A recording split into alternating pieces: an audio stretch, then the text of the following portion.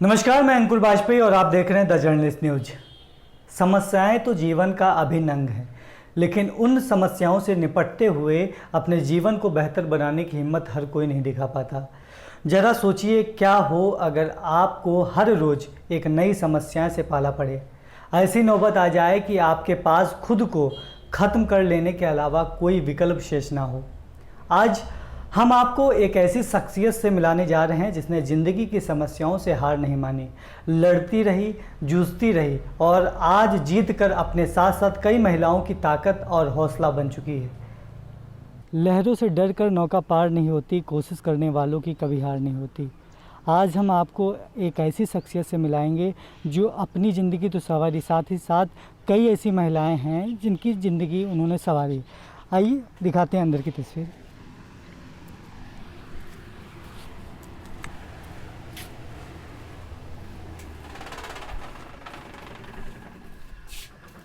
सबसे पहले आप अपना नाम बताइए जी। हाँ, मेरा नाम सुषमा है जी। और ये जो आपने सेटअप रखा है, ये कैसा काम करता है, क्या है, ये आप ज़रा बताइए मुझे। जी सर। एक्चुअली है क्या, ये हमारे स्वयं सहायता समूह के थ्रू राष्ट्रीय ग्रामीण आजीविका मिशन से जुड़ी हुई हमारे साथ 12 महिलाएं जुड़ी हुई हैं और इस मशीन के तहत मैं मल्टीग्रेन आटा और बेसन, सत्तू और भी पिसी हुई चीज़ों का करती हूँ। सूजी रहता है, मैदा रहता है, बट हमारे खड़े मसाले भी होते हैं जो आज मार्केट में बहुत सारी दिक्कतें होती हैं। सामान तो बहुत मिल जाता है लेकिन उसमें मिलावटें बहुत होती हैं जिससे हमारे शरीर की बहुत सारी चीज़ें ऐसी होती हैं जो गड़बड़ हो जाती हैं। तो हम लोग अपने हाथों से साफ़ करते हैं उन सब चीज़ों को और एकदम प्योरिटी के साथ उन सब चीज़ों को बनाया जाता है और हम लोग इस तरह से सब महिलाओं को करते हैं। और साथ ही साथ हमारे ग्रामीण आजीविका मिशन के तहत हमारी जो और भी ग्रामीण महिलाएँ हैं जो गरीब हैं, असहाय हैं, उनको एक प्रकार का कारोबार भी मिल जाता है और उनकी जीविका का एक साधन बन जाता है, जिसमें इसमें हम लोग की जो भी अर्निंग होती है हम सभी 12 महिलाओं को आपस में बांटते हैं और जो हमारी मूलधन होता है वो हम लोग बैंक में जमा करते हैं। जो हम लोग का ब्याज होता है, थोड़ी बहुत और भी बचत हो जाती, वो हम सभी लोग आपस में बांट लेते हैं। सुषमा जी की कहानी जितनी मार्मिक है उससे कहीं ज़्यादा प्रेरणादायी भी है। सुषमा जी के पति नहीं हैं। एक गंभीर बीमारी की वजह से वह अपनी पूरी ज़िंदगी जी नहीं पाए और असमय उनका निधन हो गया। सुषमा जी ने अपने साथ बीते सभी घटनाओं को हमारे साथ साझा किया। मेरा नाम सुषमा है। मैं 2004 में लखनऊ में आई बच्चों के कैरियर को लेकर के, क्योंकि जौनपुर हमारा शहर तो था बट उस तरह की सुविधाएं नहीं थी। तो मैं जब लखनऊ में आई तो यहाँ पर बच्चों का एडमिशन कराया और कराने के बाद आप समझ सकते हैं एक शहर में रहने के लिए इंसान को बहुत परेशानी का झेलना पड़ता है। रेंट भी देना है, आपको अपनी जीविका भी देखनी है, बच्चों का कैरियर भी देखना है, बट बहुत सारी चीज़ों का है। खैर मैं इसी तरह से किसी भी तरह से रहा, छोटे मोटे हम लोगों ट्यूशन करते रहे और उस समय के दरमियान इतनी मुसीबतें थी कि किराए के मकान भी सही सहूलियत से नहीं मिलते थे और मिलते भी थे तो उनका रेट इतना ज़्यादा था जो हम लोग को देने में बहुत इम्पॉसिबल था। खैर हम लोगों ने बहुत परेशानी झेली और बहुत सारे काम को करते रहे, बहुत चीज़ों के लिए सोचा। फिर एजुकेशन लाइफ रही अपने लोगों की। हस्बैंड भी हमारे प्राइवेट टीचर थे और मैं भी प्राइवेट कॉलेज की टीचर रही, लेकिन जब यहाँ पर आए तो एक परदेसी होने के कारण बहुत सारी समस्याओं का हमें सामना करना पड़ा। फिर किसी तरह से एक पड़ोसी हमारे जिस रेंट पे रहने के लिए हम लोगों ने बातचीत करी थी, उन लोगों ने हम लोग की थोड़ी सी हेल्प करी। कहले मैम आप लोग इतने एजुकेटेड है तो क्यों नहीं किसी कॉलेज में आप लोग अप्लाई करते हो। तो हम लोगों ने कहा कि चलिए ठीक है, क्योंकि जब कोई परदेसी आता है तो उसको बहुत सारी चीज़ों को जानने में, समझने में, पहचानने में बहुत वक्त लग जाता है। तो हम दोनों हस्बैंड वाइफ अपनी जीविका का भी साधन देखते थे और ट्यूशन पढ़ाने के लिए। तो उस समय मैंने 40 रुपये, मात्र 40 रुपये में ट्यूशन की शुरुआत करी थी। क्यों? क्योंकि अगर एक के संपर्क में आते हैं तो हमारे बहुत सारे साधन मिल जाते हैं। फिर हस्बैंड ने भी छोटे छोटे ट्यूशन करने से चालू करे तो उन्होंने एक हमारे जानने वाले थे, उन्होंने कहा कि सर आपकी मैथ बहुत स्ट्रांग है, क्यों नहीं आप कैंट में एक अधिकारी हैं उनसे मैं बात कराता हूँ। तो कैंट ये जाने लगे। जानने के बाद उन्होंने कहा कि अरे सर आप तो MSc मैथमेटिक्स हैं, आपको तो अच्छा कॉलेज मिलेगा। खैर उन्होंने इंटर कॉलेज में उन्होंने अप्लाई करा, वो भी कॉलेज में पढ़ाने लगे, मैं भी पढ़ाने लगी इंटर कॉलेज में। किसी तरह से जीविका चलने लगी, लेकिन फिर भी बहुत बेहतर से तो नहीं थी, लेकिन फिर भी धीरे धीरे चलने लगी। उसके बाद उसी दरमियान बहुत सारे हमारे हाथ से ऐसे हुए जो कुछ समय बीता, 1-1.5 साल हो गया। हम लोग अपने ससुराल भी आते रहे, जाते रहे, बहुत सारी चीज़ें रहीं। 2 साल 3 साल के बाद हस्बैंड का एक्सीडेंट हो जिसमें काफ़ी आर्थिक स्थिति की हमारी कमज़ोर हो गई। उसके बावजूद भी मैंने हौसले नहीं तोड़े, किसी भी तरह से कैसे भी रहा, किसी भी प्रकार से रहा, ट्यूशन बढ़ाने की कोशिश करी, कॉलेज में भी एक्स्ट्रा क्लास पढ़ाने की कोशिश करी और अपने दोनों बच्चों को पालते रहे, लेकिन बच्चों की पढ़ाई पे किसी प्रकार की कमी नहीं होने दी। फिर उसके बाद धीरे धीरे 2 साल 3 साल बीता रहा। हस्बैंड का क्योंकि शुगर था, तो ऑपरेशन के बाद भी उनका केस थोड़ा सा बहुत नाजुक रहा। 3 साल हमारे बीतने के बावजूद फिर इसी दरमियान एक तो आर्थिक तंगी, उसके बाद हमारे ससुराल में मैं गई। तो जब वहाँ पर गई तो जिस जगह पे मैं रहती थी तो पता लगा बड़े भाई साहब ने हमारे जगह को कवर कर रखा था। तो मैंने उनसे पूछा, मैंने कहा भाई साहब क्या इंसान बाहर चला जाता है तो क्या उसका हक ख़त्म हो जाता है? कहने लगे हाँ, जब तुम वहाँ चली गई, रहने लगी, अपना परिवार वहाँ पर बसा लिया तो तुम्हारे रहने का कोई औचित्य नहीं बनता। मैंने कहा ठीक है, अगर मेरे में हिम्मत होगी, ताकत होगी तो मैं उस चीज़ को भी कर लूँगी। इधर कॉलेज भी देखती थी, ट्यूशन भी देखती थी और थाना कोतवाली भी करती थी।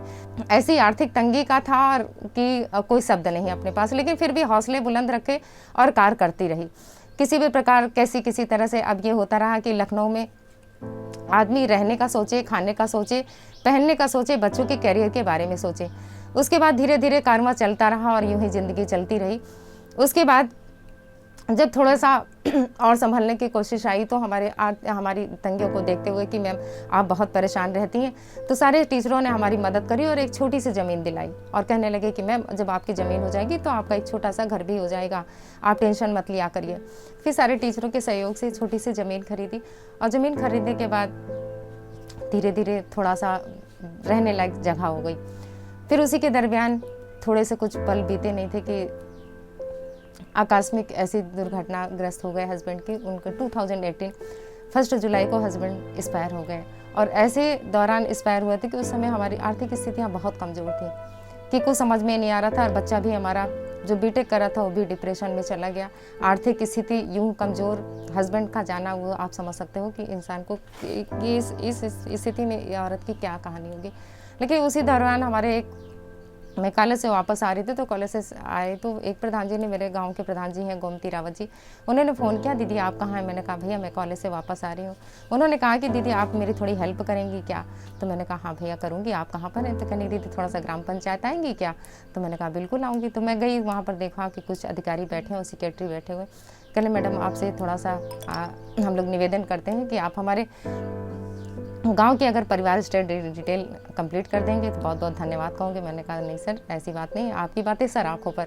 तो उसके बाद मैंने कहने लगे 2 दिन के दरमियान मैं आपको रजिस्टर दूंगा और चेक करूंगा आप कैसे रजिस्टर बना रहे हैं, लेकिन उम्मीद है कि आप बहुत अच्छा रजिस्टर बनाएंगे।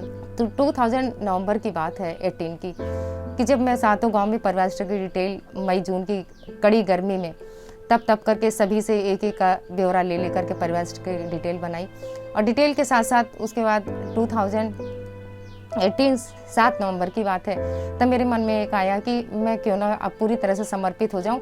अब ऐसे तो सोशल वर्क करती थी, लेकिन मुझे हस्बैंड के एक्सपायर होने के बाद बहुत दिल टूट गया और समर्पित हो गई पूरी समाज की तरफ।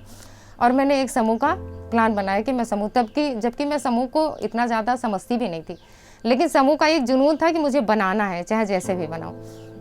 जब मैंने बनाना शुरू करा तो 7 गाँवों की डिटेल करने के बाद मुझे ये मौका मिल गया कि कौन शख्स कितना गरीब है, कितनी उसकी आर्थिक स्थिति क्या है, हमारे गांव के विकलांग कितने हैं, हमारी विधवाएं कितनी हैं, कितनी महिलाएं हमारी वास्तव में कि करना चाहती हैं लेकिन उन्हें कोई कारोबार नहीं मिलता। तो मैंने समूह में उन महिलाओं को 12 महिलाओं को 15 महिलाओं को सबको जोड़ा और जोड़ करके तब मैं समूह में बैठक नहीं होती थी, मैं जा कर के उनसे पैसा वसूलती थी और सबसे हर चीज़ों को समझाती थी। पैसा वसूलने का मतलब वो ये नहीं हुआ कि किसी तरह के धांधली का। समूह का 40 रुपये मैं सबसे लेती थी और उनको समझाती थी कि दीदी अगर आप इसमें जुड़ जाओगे तो आपको किसी भी प्रकार के सामाजिक दायरे से सरकार की कोई भी योजनाएं होंगी तो इनमें आपको लाभ मिलेगा और सरकार की तरफ से जो धन मिलेगा, जो पूंजी मिलेगी, उससे आप किसी काम को करोगे तो आप घर में रहोगे, आपको कहीं जाना भी नहीं पड़ेगा और गांव में रहेंगी। सुषमा जी हमारे दर्शकों को ये बताएंगी कि ये क्या चीज़ है, कैसे काम करती है और इसमें क्या क्या वर्क होते हैं? जी, ये हमारी समूह की 12 महिलाओं के बीच की एक मशीन है। इस मशीन से हम लोग मल्टीग्रेन आटा, जिसमें 7 अनाजों से ये पौष्टिकता का आटा होता है, थोड़ा कॉस्टली पड़ता है, लेकिन मैं बेहतर यही कहूँगी कि सभी को चाहे 2 रोटी में नहीं खाएं लेकिन इसकी आधी रोटी ज़रूर खा लेनी चाहिए।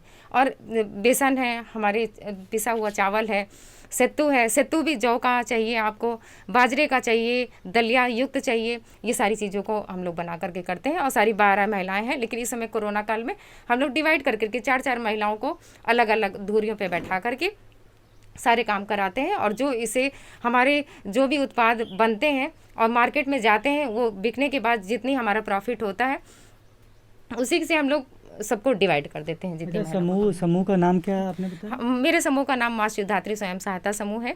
और मैं सभी दर्शकों से यही कहना चाहूँगी कि हमेशा अपने हौसले बुलंद रखने चाहिए, कभी अपने आप को कमज़ोर नहीं समझना चाहिए, और हमेशा कोशिश ये करनी चाहिए कि अपने समूह में तो जुड़ करके काम करना ही करना है, बट आप दूसरों को भी इस तरह के लिए सोच बताइए कि आप ये काम करेंगे तो आपकी आजीविका का साधन अच्छा बन जाएगा। क्योंकि इसी के करने से हमारी जितनी भी 12 महिलाएँ हैं वो अच्छे से ज़िंदगी अपनी काट रही हैं, उनको किसी तरह कोई परेशानी नहीं। समूह से कभी उन्हें ज़रूरत होती है तो अपनी पैसों का भी लेन देन कर लेती हैं। कभी किसी को मार्केट में जैसे जाते हैं तो सोनार के यहाँ जाते हैं या कहीं जाते हैं, ब्याज पे देकर आते हैं तो वो सामान वापस नहीं कर पाते, बल्कि उनका और भी सामान चला जाता है। इसलिए ब्याज उनको ब्याज दे कम करना पड़ता है और समूह से पैसे की भी उनकी ज़रूरतें पूरी हो जाती। इसी को देखते देखते हमारे जो और भी 7 समूह हैं उनको बहुत सारी सीख मिली कि दीदी अगर इस तरह का काम कर सकती तो हम लोग इस तरह का काम कर सकते हैं। तो वो सभी इसी तरह से काम कर रहे हैं, बहुत आगे बढ़ रहे हैं और करने की कोशिश कर रहे हैं। सुषमा जी, आपने बताया कि 12 लोग आपकी टीम में हैं, जी हाँ। तो ये बताइए सभी लोगों के पास ये मशीन है केवल? नहीं, सिर्फ एक ही मशीन है, एक ही मशीन से सभी लोग 4-4 लोग काम करते हैं। और जैसे जो हमारी दीदियाँ हैं, एजेड हैं, तो उनको हम लोग सिर्फ बिनने का पछोरने का काम देते हैं, एज को देखते हुए काम करते हैं। जो हमारी एक्टिव महिलाएं हैं तो उनको सफाई का काम देते हैं, सेलिंग का काम देते हैं, वेट करने का देते हैं, पैकिंग करने का काम देते हैं, और वर्क के हिसाब से उनका पैसा भी जैसे देखा जाए कि इस चक्की से, चक्की नाम दे सकते हैं इसको? हाँ, हाँ, बिल्कुल। ये छोटी एक चक्की है, देखा जाए कि इन्होंने इसी मशीन से पीस कर और इसी को पैक किया है। ये क्या चीज़ है? ये हमारा चने का सत्तू है जी। और ये हमारा बेसन है जी। ये भी बेसन है, और ये हमारा मल्टीग्रेन आटा है जो 7 अनाजों से बनाया गया है, और ये हमारा भुना हुआ चना है, और हमारा खड़े मसाले भी होते हैं, लेकिन और भी जो हमारे खड़े मसाले हैं उनको पीस करके भी हम लोग। अच्छा सुषमा जी, एक सवाल, जैसे कि मार्केट में जो बिकते हैं सामान, क्या उसी रेट में है या फिर कुछ अंतर है? उससे कम में होता है, उससे कम में भी होता है और शुद्धता के साथ होता है। और मार्केट में लोग ये चीज़ें गई हैं तो लोगों ने बहुत प्रशंसा भी करी कि मैम हम लोग ऐसी हल्दी खरीदते हैं, लेकिन आपकी हल्दी में क्या क्वालिटी होता है, क्या है, बाहर की चीज़ों में दिखता तो बहुत अच्छा है लेकिन अंदर वो चीज़ नहीं हो पाती। और हम लोगों का काम जो होता है, कभी किसी प्रकार की मिलावट नहीं होती, और जो भी काम करेंगे चाहे वो छोटा ही क्यों ना हो, लेकिन हम लोग उसको बेहतर से बेहतर करने की कोशिश करते हैं। वो कहते हैं ना कि कौन कहता है आसमान में छेद नहीं हो सकता, एक पत्थर तो तबीयत से उछालो यारो। सुषमा जी ऐसी ही शख्सियत हैं जिनके जीवन से, परिश्रम से सबको सीख लेनी चाहिए। सीख कभी न हारने की, सीख समस्याओं से डटकर लड़ने की, सीख जिंदगी जीने की और लोगों का सहयोग करने की। ऐसे और भी कहानियों के साथ हम लगातार मिलते रहेंगे। फ़िलहाल के लिए इजाज़त दीजिए। चैनल को लाइक, सब्सक्राइब और शेयर करना बिल्कुल भी ना भूलिएगा। बहुत बहुत धन्यवाद।